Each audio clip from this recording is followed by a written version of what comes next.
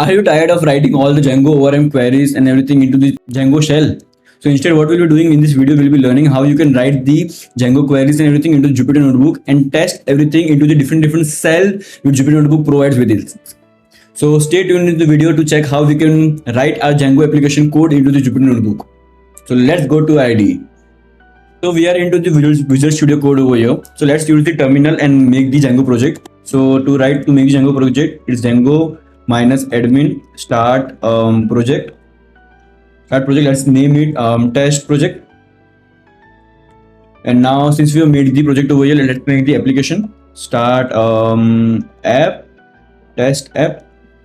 Okay. So now we'll need to link the project and application over here. So we'll be going into the project in the setting.py. Let's write the app name test app, and one more application we'll be needing, which the name is pip install Django minus extensions. Okay, this is the extension using which we'll be writing the Django code into the Jupyter Notebook. So let's write the extension name in the settings.py file, Django underscore extensions. Okay, so now two more extensions we'll be needing, which are pip install. One is IPython and another one is Jupyter Notebook, in which we'll be writing the code. Since it is already installed in my application, it is showing the requirement already satisfied. Okay, so now since we have linked everything, so let's write the command python manage.py shell underscore plus, okay, and minus notebook. So it will open the application. It will open the so it is open the Jupyter Notebook over here. Okay, so now we need to make one of the so since there are multiple folder over here, let's make the static folder. So let's come over here and make the static folder. So it is the nomenclature we need to follow. In the static folder, let's write the name Jupyter underscore notebook.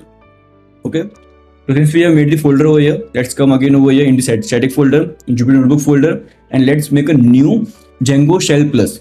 Okay, so now we have made Django shell plus. So now only two things are remaining. Let's make the model, so which we can use over here. So let's go to the settings, like test app Django.py file, and let's import the model.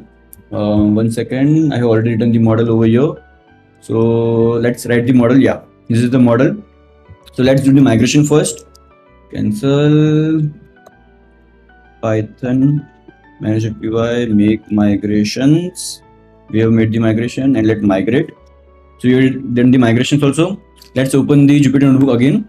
So we are opening Jupyter Notebook again, and let's go to the static folder inside Jupyter Notebook, and let's create the new Django shell plus file. Okay, remember to make this file Django plus shell file. Let's import the model from test app.models import author. So as you can see, we have successfully imported the author model over here. I'll show you one of the errors which all you might get. So when we access this model from objects dot all, we'll be getting this error. This is a common error which all might be getting. Will be getting synchronous only operation. So what we need to do, we need to write two lines over here. Import OS, and this line OS environment. We need to set this environment to the asynchronous safe. Okay, so we'll start this line, run this line, and now if you do this line, this will work properly. So as you can see, now we are running the Django into this Jupyter Notebook over here. So whenever you need to run any ORM kind of a thing, any query you want to run, you want to check everything, instead of going into the shell terminal, you can come into Jupyter Notebook and do all the testing and everything you want to do.